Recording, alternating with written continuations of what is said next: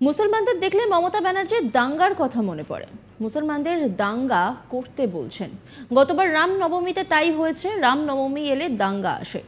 মমতা ব্যানার্জির মাথায় দাঙ্গা, হিংসা আর দুর্নীতি ছাড়া কিছু নেই। বিজেপির সম্প্রীতি আর গণতন্ত্র দিয়ে সব ঠিক করবে। দাঙ্গার প্রসঙ্গ তুলে মমতা বন্দ্যোপাধ্যায়কে বেনজির ভাষায় আক্রমণ দিলীপের। তিনি বলছেন যে মমতা ব্যানার্জি মুসলমানদের দাঙ্গা করতে বলেছেন।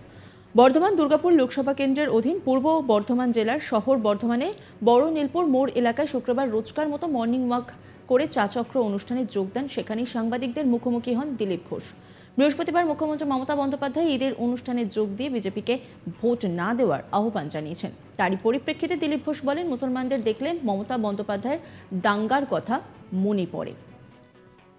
মুখ্যমন্ত্রী নামাজ পড়ে বলছেন, দাঙ্গা করবেন না, দাঙ্গা হতে দেবেন না।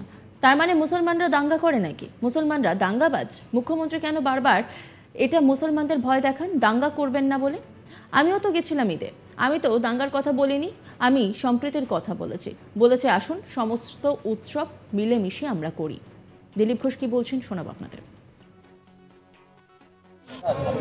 মুখ্যমন্ত্রী নামাজ পড়ে বলছেন দাঙ্গা করবেন না, দাঙ্গা হতে দেবেন না।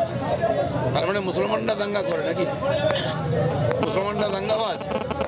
মুখ্যমন্ত্রী বারবার এটা কেন মুসলমানদের ভয় দেখান দাঙ্গা করবেন না?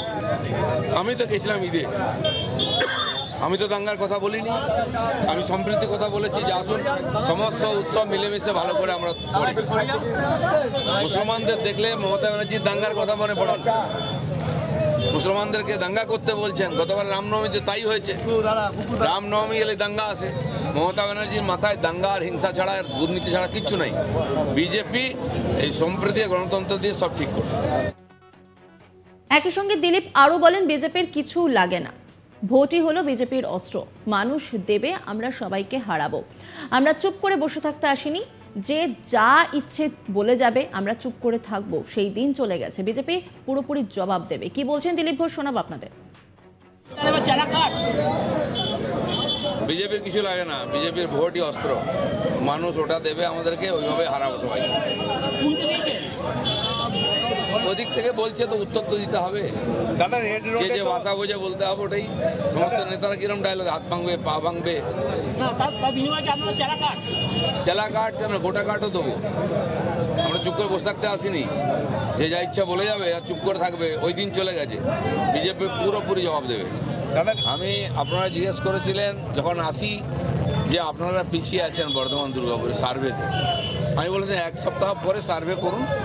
সেটাই হয়েছে, আমরা এগোতেই থাকবো, ওরা পিছতেই থাকবে। আমি যেটা বলেছি, কীর্তি আজাদ অনেক বড় বড় কথা বলেছেন, বাংলার না জেনে, বাংলার লোককে না জেনে। নমিনেশন করতে করতে উনি বুঝতে পারবেন কোথায় দাঁড়িয়ে আছে। এই নিয়ে একটি রিপোর্ট তুলে ধরেছেন আমার কলিগ সুজাতা, দেখাবো আপনাদের।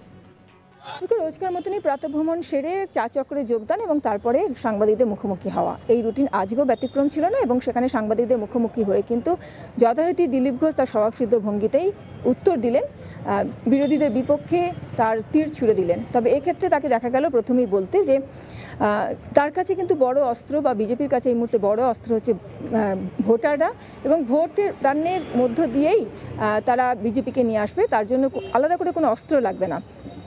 তারপরে কিন্তু এটাও তাকে বলতে শোনা গেল যে যেভাবে প্রতিপক্ষের কাছ থেকে প্রশ্ন আসবে তার জবাব কিন্তু সেভাবেই দেয়া হবে। এই প্রসঙ্গে বলতে গিয়ে তিনি কিন্তু যথারীতি বললেন যে যদি প্রয়োজন হয় তাহলে চেলা কাঠ নয়, বড় কাঠই কিন্তু ব্যবহার করা হবে, প্রয়োগ করা হবে। এবং এইবারে যথারীতি দিলীপ ঘোষকে আরও বলতে শোনা গেল যে যেভাবে প্রতিপক্ষের বা বিরোধীদের তরফ থেকে বারবারই শোনা যাচ্ছে যে হাত ভেঙে দেবো, পা ভেঙে দেবো, তার উত্তর সেভাবেই দিতে হবে, এই রকম হুঁশিয়ারিও কিন্তু দিলীপ ঘোষ দিলেন। একই সঙ্গে কিছুদিন আগে দেখা গেছিল যে সার্ভে রিপোর্ট, তাতে দিলীপ ঘোষ বর্ধমান দুর্গাপুর লোকসভা কেন্দ্রে পিছিয়ে রয়েছেন, কিন্তু তারপরে দুদিন আগে যে রিপোর্ট পাওয়া গেছে, এই মুহূর্তে দাঁড়িয়ে রিপোর্ট কিন্তু বদলেছে এবং দেখা যাচ্ছে যে বর্ধমান দুর্গাপুর লোকসভা কেন্দ্রে তৃণমূল প্রার্থী কীর্তি আজাদকে পেছনে ফেলে দিলীপ ঘোষ কিন্তু এগিয়ে গেছেন সার্ভে রিপোর্ট অনুযায়ী।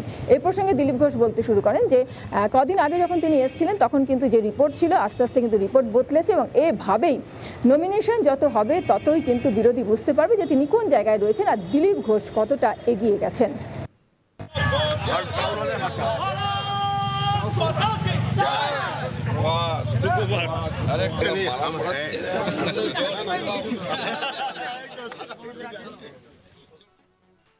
অন্যান্য খবরের আপডেটের জন্য অবশ্যই নজর রাখুন আজ তাক বাংলার ইউটিউব স্ট্রিমিংয়ে।